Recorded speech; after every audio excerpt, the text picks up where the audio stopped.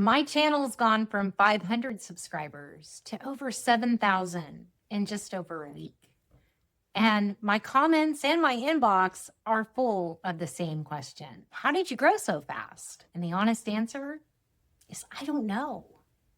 I've been trying a lot of different things, and until more data comes in, I can't pinpoint what exactly made the difference. But the part that you don't see, I've been working on this behind the scenes for 2 years. Here is what I do know about how I grew my channel so fast. First, I started on TikTok and Instagram a couple of years ago to learn about making video and talking to people and really what works and what doesn't in the form of being on camera.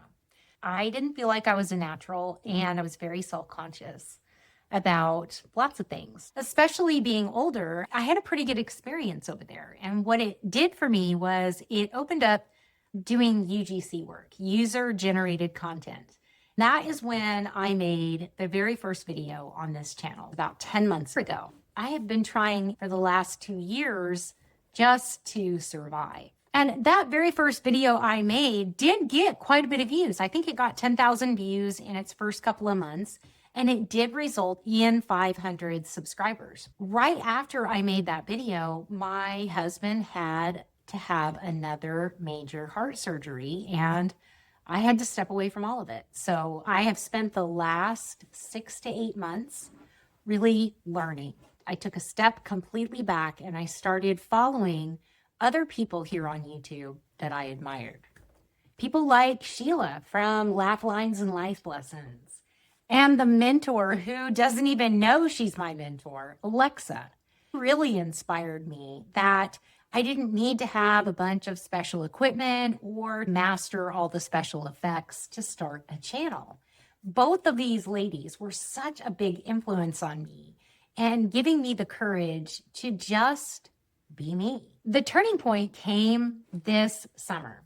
I started my Substack and came back to YouTube the next week. And while he's been busy recovering, I've been busy writing and making videos. But this time, I did it with a really intentional plan. I built several specialized AI research tools in Google AI Studio. I built one for Substack, and I built one for YouTube. And I used those AI assistants to help me do some really in-depth research. The reason that I chose Google's AI Studio over any of the others is because YouTube's AI algorithm is a form of Gemini 2.5 Pro. And having access to those data sets in doing my YouTube planning, it gave me suggested titles and keywords that people are searching for, a lot like vidIQ and TubeBuddy do. But I wanted to take it a step further. Instead of just daily ideas and title suggestions, I wanted it to give me specific tropes and keywords that I needed to hit on in my videos. If you're not familiar with what a trope is, genres of books have tropes or ideas that are consistent throughout. So a romance novel, you expect there to be an actual romance, and there are different expectations.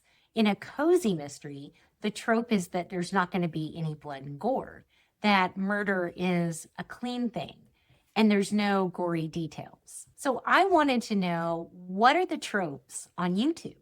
What are the expectations that my audience is going to have that I might not even know about? So I built this little AI, and it spit out a really detailed report for me to help me form pattern recognition loops between Substack and YouTube. I focused on SEO and search volume and the questions that people had in my comments and other people's comments that needed to be answered. Once I was armed with that information, I started with writing. I used Substack and YouTube together. I made sure that my topics and my titles interfaced, and where YouTube leaves off, my Substack picks up. I discovered why my writing on Substack is doing so much better than anywhere else.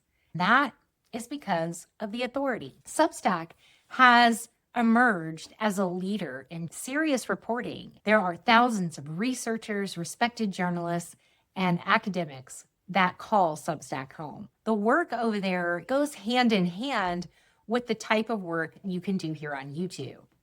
I have grown this fast without a doubt because I am using Substack as a loop in the same topic lines that I was developing over here on YouTube. Here's what I'm really excited about going into 2026.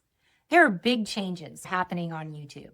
They're giving us as creators the tools to build basically our own multimedia empires. I've already got emails from brands offering sponsorships for the channel. My inbox is flooded with people wanting to work with me. I didn't know it was going to happen this fast, but I think this is the way it happens for most people.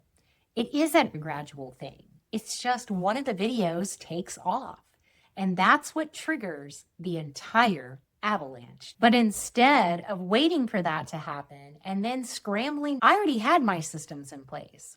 I already had my Substack set up, and I had it populated with a ton of content for my new YouTube subscribers to go over and read and to learn everything they want to learn about building an online business when you're over 50. I would be remiss if I did not mention the trees. Yes, the trees. I have spent hours with these oaks and their wisdom. I've meditated, I've cried, I've poured my heart out to the land and the spirits. And it took me a good long while to understand that they were trying to teach me something so that I could help other people. And that's really what it's all about. I'm Solo Shannon, and this is Bear Henry, and we'll talk again soon. Bye, y'all.